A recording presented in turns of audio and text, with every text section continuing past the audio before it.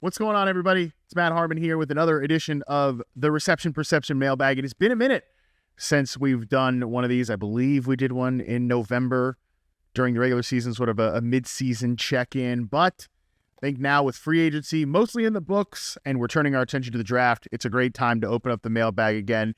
We scrounged a bunch of questions from our Discord community. If you're not a part of the Reception Perception Discord, the link is below to join. It's free to join, but you get great premium channels if you subscribe to the website, receptionperception.com. So let's waste no more time. Let's get into it. Let's talk through some post-free agency questions from our people in the Discord. This first one comes in from Skeebs. How do you think JSN would or will do at flanker in the new Seahawks offense? Well, number one, it's will. Like, what he will be the flanker in this Seattle Seahawks offense. And I actually have a lot of faith in him playing pretty well in that role. The reason I think it will be JSN as the flanker is because Cooper Kupp, his profile is up on the site, receptionperception.com. Look, I love Cooper Kupp. I think he's been a great player for the Los Angeles Rams, but at this stage of his career, he is a guy who has to play in the slot. Sub 10th percentile success rate versus man and press coverage. Significant drop off in the success rate versus man coverage score from his, peak 2021 and that 2022 season. The last 2 years, it's been trending down. It really cratered this past season. Like I said, the sub 10th percentile success rate versus man coverage. He's a guy that just doesn't get open consistently working over the middle of the field, which is the biggest reason why the Rams, which are a middle of the field based passing offense, decided to, I would say, almost like unceremoniously doesn't even do it justice. They aggressively just moved on from Cooper Kupp this offseason, almost ruthlessly moved on from him.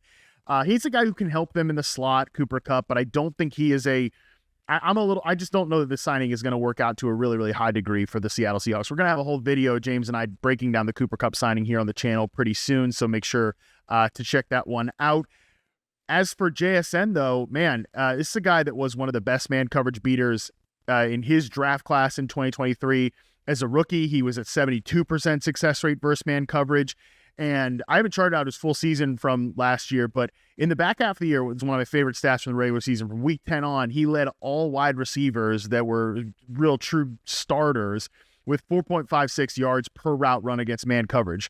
Look, there's a difference between beating man coverage on the outside or in the slot, but in this offense, Kubiak using a lot of condensed formations, like the outside receivers can blur a little bit with the slot guy. So I think JSN's going to do really well as the flanker in this offense. I actually like him working on some of those routes over the middle of the field, flashing open quickly for Sam Darnold. So I have a lot of faith that JSN is ready to be a lead dog in this particular passing offense. Next one we'll get into here is from Dunko. Are Ladd McConkey and Brian Thomas Jr. in position to be the best second-year wide receivers after the free agency moves from their respective teams? Yeah, I think so. I mean, the biggest variable in terms of Malik Neighbors is who's playing quarterback. And look, I get it. We saw him thrive with terrible, quarterback play last year. The thought is it can't get worse. Well, it can always get worse. Okay, as somebody that has spent 12 years covering the wide receiver position, doing the coping stuff with Allen Robinson, I always come back to it. Well, Andy Dalton's better than Nick Foles. Nick Foles was better than Blake Bortles, doing that. And Mitch Trubisky, you could do the coping thing, but it can always you're stuck at a certain level. I think, obviously, Malik Neighbors is going to be a better NFL player than Allen Robinson, so that comparison isn't like a one-to-one thing. I'm just saying that quarterback situations, volatile year to year, there's always some level of risk there, but I think Neighbors is going to be great next year. But Brian Thomas Jr. and Ladd McConkey are, I think, the guys that are the safest of the second-year wide receivers right now. Brian Thomas Jr. is obvious. He's a superstar. He's going to be used all over the place in Liam Cohen's offense. 3 yards per route run from the slot last year. Brian Thomas Jr., over 10 yards per target on screens. The fact that he can do that stuff, in addition to being a real-deal X receiver, as his reception perception profile showed us as a prospect, his in-season rookie report data confirmed it. The fact that he can beat man press coverage as an X receiver and do the layup, yards after catch stuff, especially in an offense like this, that's just a rare skill set. On Ladd McConkey, again, want to bring up his route chart here from the rookie report. I mean, look at that thing. A lot of green there. This is a guy who gets open at all three levels. He's not a slot-only player, and he is dominant in the intermediate area. ran out routes, dig routes, and curl routes at a rate above the NFL average for the rookie report sample, and separated extremely well. He is, again, a guy that can play outside. He can be a flanker.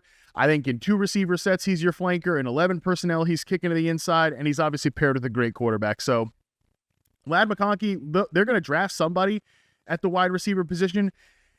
I don't see how they're going to draft anybody that's going to unseat Ladd McConkey as the top target on the team. We'll talk prospects, obviously, of course, over the next month plus here.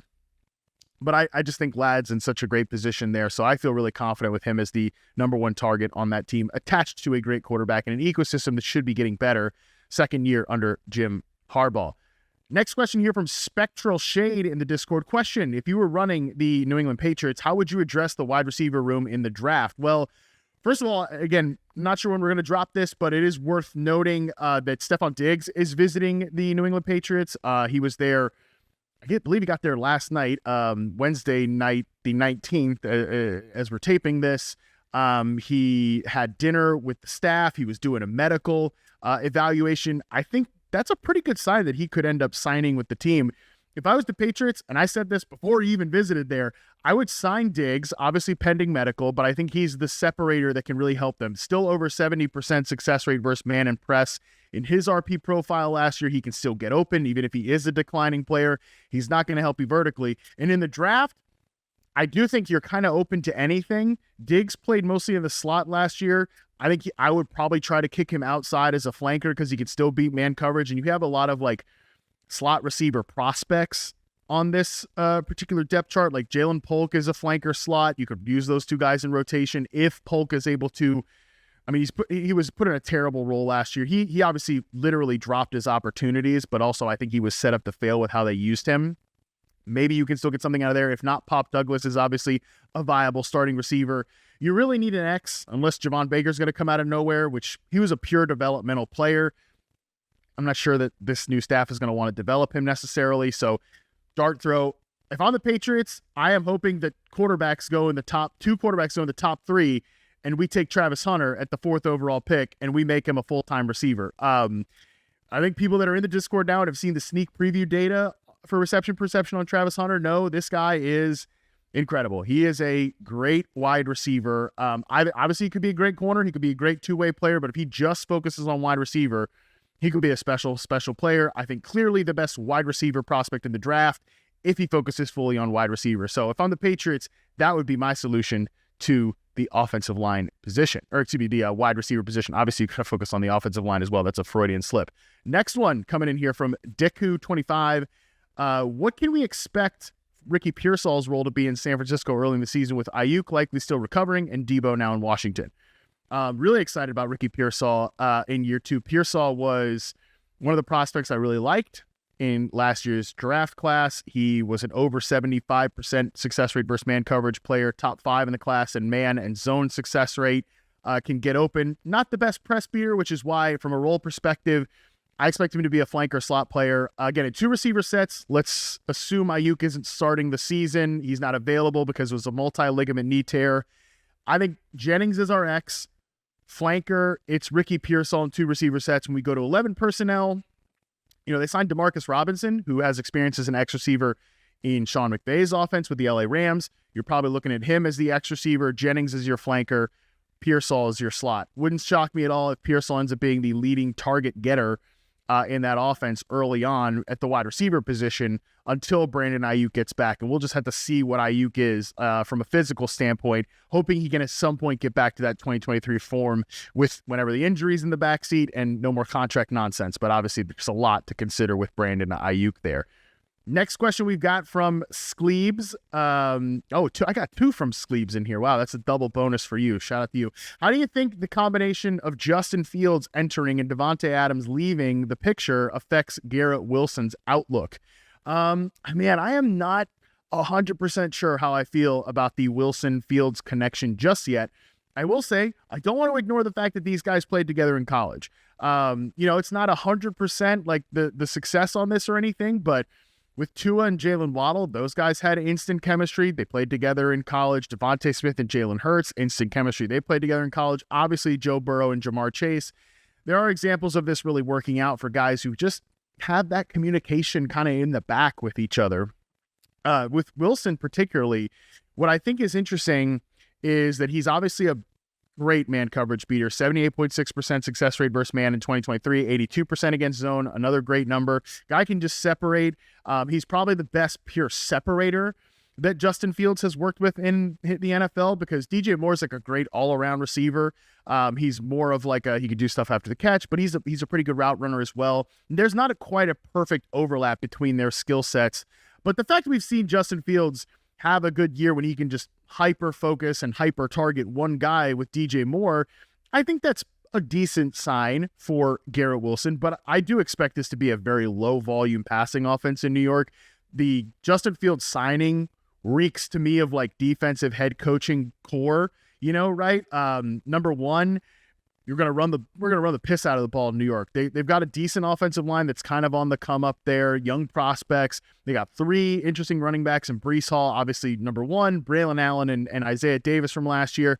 And Fields is going to be a huge part of the running game. So I don't think it's a coincidence that Justin Fields, when he was with the Bears, his best games, I'll say as a rusher, came against Aaron Glenn's Detroit Lions, man coverage heavy. So I think Garrett Wilson probably has a chance to lead the league in target share if the Jets don't add another consequential pass catcher, because there's just nothing really behind him on the depth chart. But the overall target share of this offense still might be like 120 targets. So I think it's a mixed bag overall, the combination of Fields and the fact that there's not a lot of juice left on this pass catching roster. Next question comes in from, Dick Master 4000. Is Chris Olave alive? Will he be traded? Is there any hope for him on the Saints? Should I be bricked up as a multi-dynasty Olave owner or deflated? So much there. I don't even know it. What am I doing here? I'm on YouTube asking. I'm answering questions about whether you should be bricked up or not. I wouldn't say fully bricked up about the Chris Olave experience. Number one, let's be real. Like, we've got a serious concussion issue with Chris Olave at this point. Look, there have been guys like Brandon Cooks. Everybody thought his career was going to end because of concussions, and he's played for a long, long time for multiple teams. So I don't really want to speculate on that part of it, but it's a pretty considerable variable. In terms of will he be traded, I tend to doubt it, although it's not completely off the table because he's on his 5th-year option, I believe, this year. And, either that or he's approaching it. They got to pick up his 5th-year option. So he's on his rookie year deal still. That's like nothing. If they wanted to trade him, that would be a nice value grab for another team. I also don't think it's totally been like a smooth relationship there, but very good player, a guy who gets open, a guy who could be a number 1 receiver. I think actually could be a really nice fit. If I wanted to get you more on the bricked up side than the deflated side here, I'd say he'd be a really good fit in Kellen Moore's offense. Like, just look at what happened with Devontae Smith last year. Obviously, Kellen Moore's had a history with CeeDee Lamb as a slot receiver, Keenan Allen as a slot receiver. Well, last year, Devontae Smith, they use him on 56% of his routes from the slot. Chris Olave would be great if we're giving him two-way goes and things like that in terms of just easy separation.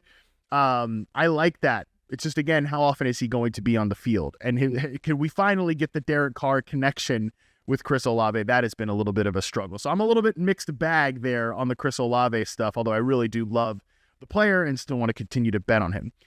Talk about a player I'm not trying to bet on. Next question here from Deh. Have you heard a peep about Diontae Johnson? Is his career done? Not a word on Diontae Johnson, and I would put it at a 83% chance his career is done. Honestly, that seems a little low. I think it's probably closer to like 90% that we never see Diontae Johnson on an NFL roster again. Two things. You're willing to put up with a lot of crap if you're a great player. Diontae Johnson, good player, good separator, but mistake prone, not perfect. He's not like Antonio Brown or anything. Like, teams put up with Antonio Brown because he was Antonio Brown. This is Diontae Johnson. There's levels to this. As much as I've liked Diontae Johnson as a route runner, he talked himself off of 2 playoff teams last year. Yeah, I think it's probably done for Diontae Johnson. Next one up here, Nick Guillen. Matt, I love you. Nick, I love you too. Is there an offensive ecosystem, take a drink, that is best set up to propel a wide receiver to a 1,000-yard season? Well, there's a couple of things I think we need to weigh here together. One is the ecosystem, of course. Two is the overall opportunity on that roster. I do think the Patriots are interesting, right? Because there's just nothing there. And I do think Josh McDaniels is a little underrated as an offensive play caller because he's been such a terrible head coach. I would say the Cowboys actually are a great option for one of these rookies to land there with the 12th overall pick and like moonwalk into 1,000 yards. For all of the weirdness of the process to hire Brian Schottenheimer, I do think he's got the right ideas as a play caller and offensive designer. I'm going to play fast. I'm going to use a lot of motion, play action. I think Dak's going to go from like the bottom of the league in play action to maybe around the midpoint. So can't discount that. And CeeDee Lamb can play all three positions. That's great. That also means that whoever they bring in probably needs to lean more towards a perimeter player, but also be able to move around the field and create some mismatches there. That, again, for a rookie, they could just moonwalk right into 1,000 yards there. In terms of another spot, I mean, there's not a ton out there that I think are just like set up because there's not that many poor wide receiver like situations that are also great offensive ecosystems. Probably a little bit of a correlation there. Maybe the Chargers. Maybe the Chargers, because they did really lean pass heavy after Justin Herbert got healthy. They got off the bye, and I think it shouldn't be too hard to displace Quentin Johnson and Mike Williams to be the number 2 receiver there, or maybe the 1A, 1B with Ladd McConkey. All right, let's go to the next one here. This one's from Rich14. Could Egbuka, that's Emeka Egbuka, for the uninitiated out there, Ohio State wide receiver prospect, have some hidden upside? He seemed like a player who was always willing to do the dirty work, and he played with some incredible players. Yes, let's talk Emeka Egbuka. He is going to be again, by the time you're listening to this, it's probably right around the corner. By the time you're watching this video, prospect drops right around the corner. Right around the corner. They will start dropping on Monday, March 24th. Egbuka is going to be part of the first drop. The more I've watched of him, the more games I've charted, the more I like him. Man, it's just like, tell me why he's not Amon-Ra St. Brown. Like, tell me, like, why is he not? And maybe more like early career Amon-Ra than the guy we know right now, who's probably a top 12 receiver in the NFL, probably the best slot receiver in the NFL right now for sure, and a guy who's gotten better and better and better against man coverage every single season that he's been charted for reception perception.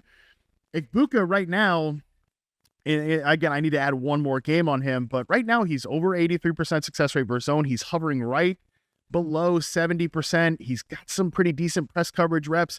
He freaking catches everything. He's always where he's supposed to be.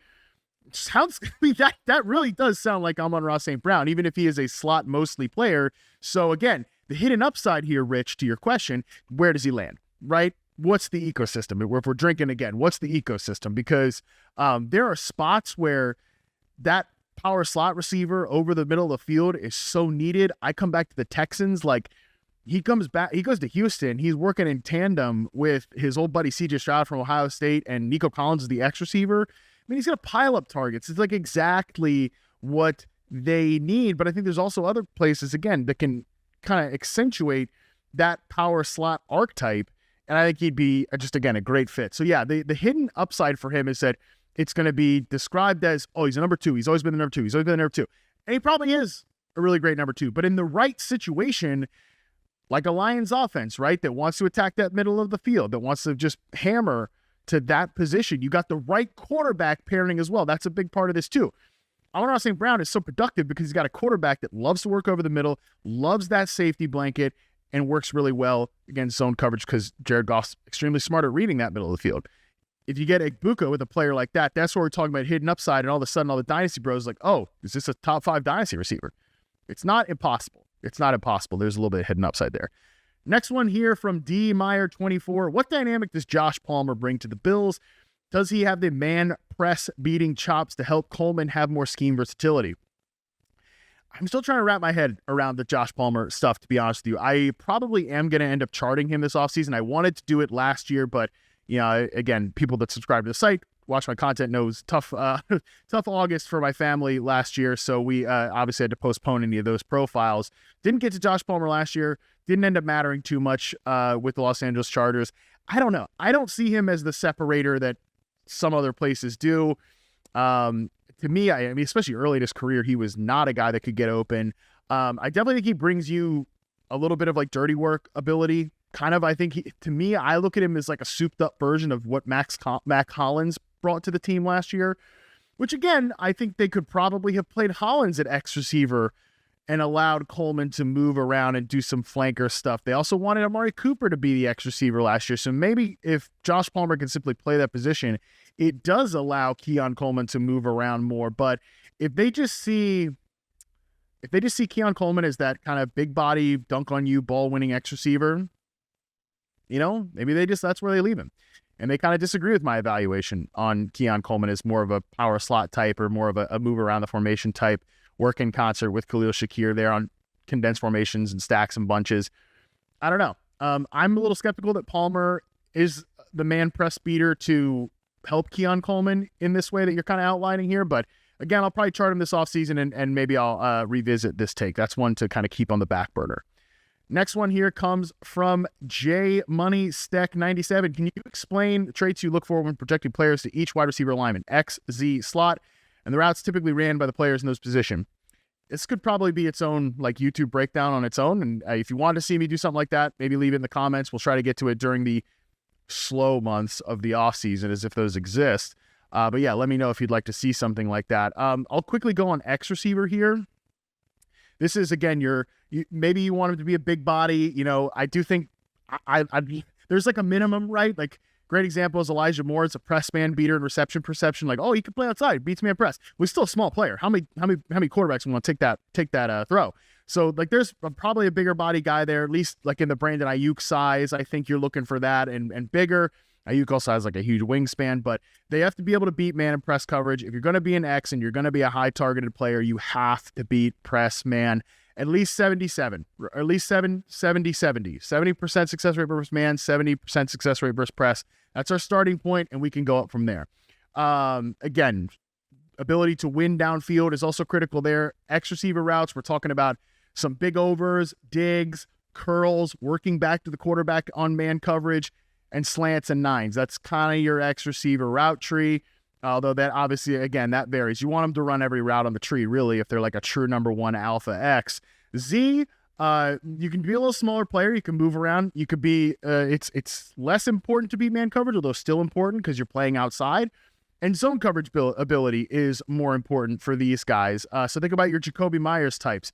Guy that does beat man coverage for sure, but he's also a really good zone beater, settles well, and can play inside out. So again, we're thinking about like movement routes here, crossers, slants, digs, but also don't mind like running a full field out route from that flanker position as well. Slots, again, zone beaters. It's great. If you're a man coverage beating slot receiver, you have a very, very, very, very high ceiling. Think about your Amon-Ra St. Browns. Think about your Keenan Allens. Think about your Josh Downs. That's that kind of archetype there. Again, you're not so much focused on like a straight up 9 route, like a go route, a slot fade, although those could be great if you have your Malik Neighbors types running them. But really, we're looking for more quick hitting routes, over the middle work, and out routes from the slot. It can also be great if you have a quarterback who's willing to let those rip. Think about Chris Godwin and Baker Mayfield. So again, quick explanation there. Could talk about this forever. Next one, these are more like big picture ones as well. And DH9, a lot of nines there. Green Bay didn't address Josh Jacobs' issue with the team not having a wide receiver one. If they don't address this in the draft, how do you feel they resolve this? Is unlocking Jaden Reed the answer after disappointing finish to the season? Do you need to address this in the draft? Two things. And one, we'll throw this up here on the final video. I forgot to tell Zach, but I do want to throw this up here. I got so many damn Packers questions for this mailbag. I had to respond with SpongeBob just smoking a cig and looking absolutely exhausted. I'm kind of sick of talking about the Packers wide receivers. And I know there are people that follow Reception Perception and follow this YouTube channel and the podcast that are also sick of us talking about the Packers receivers. However, there were so many questions. I had to get something in here on the Packers. I also want to say shout out to me. I'm being facetious. Don't come for me in the comments. I'm being facetious when I say this, but I did an NFC predictions article for Yahoo about like what are there we go. This was me. That was me in the Discord. This is me like being forced to talk about the Packers receivers. Unbelievable stuff. Actually, wasn't even this image. That's how many tired SpongeBob cigarette images there are on the internet. But still, that one will be good enough. In in terms of the Packers receivers, what the hell am I talking about here? Yeah, so I did this NFC predictions article where it was like, will the Packers add a wide receiver one? My prediction was, no, they're not going to add a wide receiver one. What's going to happen is they're going to maybe add some mid-level veteran, and then they're going to take a big-bodied receiver probably in round 3 of the draft. That's exactly what happened. They add Mecole Hardman. They're probably taking a big-bodied receiver on round 3, something like that, to add to their current mix. I do want to talk about the unlocking Jayden Reed part of this here. We'll throw up his route charts here and his success rate versus man coverage, because the thing that gets me about Jayden Reed, like there's all this honking about the Packers can't beat man coverage. He was over 70% success rate versus man coverage in his rookie season profile. I think he could beat man coverage. Don't throw yards per route run and, production against man coverage. Part of that is they don't give him the football enough. They don't play him enough in the situations. Look at like routes like the slant, dig, post, corners, things like that. He ran those at a high volume as a rookie, and he got open on those routes. Like, let's get him some plays against man coverage as the designed target read. I think he can get open. The big reason I liked Jayden Reed as a prospect was his success rate versus press coverage. I think we need to use Jayden Reed in more ways than just kind of the Mickey Mouse gadgety stuff that inflate the zone coverage production numbers. I think there's more to get out of him as a player. However, I don't like the way I look at this, and I talked about this with Aaron Nagler, who does great work covering the Packers at the Combine. I think adding a wide receiver one, number one, easier said than done. Not a lot of dudes out there that check that box. None really available this offseason, truly available. Like DK Metcalf is not a locked and loaded number one receiver necessarily. Diontae Adams is that guy, but the reunion just wasn't in the cards there. That was truly the only way that you're getting a proven number one wide receiver was sign Davante Adams, and that's a short-term thing. So easier said than done. Again, when acquiring a wide receiver one for the Packers. What they can continue to do is develop these young guys. Continue to use Jayden Reed in more ways. Don't really necessarily pigeonhole him. Work with Dontavian Wicks. I know everybody just wants to throw Wicks out after he dropped some passes, and like that's putting it nicely. I get it in his second season, but guy had pretty good hands in his rookie year. I know he's had some drop issues as a prospect. Continue to work those out. Separation ability is real. Okay, this is a guy that gets open. So grow and foster that. And like Dobbs is a nice player too. So I think they will draft somebody. I don't think it will necessarily be in the first round. Could see it on day 2 and look for it to be another big-bodied wide receiver type that the Packers usually draft. Last couple questions here. XER21, real question for the mailbag. What skill is easier to develop in the NFL, beating man coverage or beating zone? A lot of receivers come into the league deficient in one of those areas. So which skill is more likely to develop? Definitely a case-by-case answer here. I would say the harder to develop one is success rate versus man. Typically guys that are man beaters in college become man beaters they stay as man beaters in the NFL. I think that the league plays more zone coverage, and I get pushback on this sometimes that the success rate versus zone coverage number is more important because the league plays more zone coverage. Well, I would kind of have some discrepancy on how it's like assigned as overall zone coverage, because there are situations where zone coverage becomes man match, and then that's more like a man coverage skill, in my opinion. Get open there. Also, there can be times where the entire defense is zone, but one corner is in man. Like it's not all just a blanket thing like that. I also think, number one, success rate for zone is super important.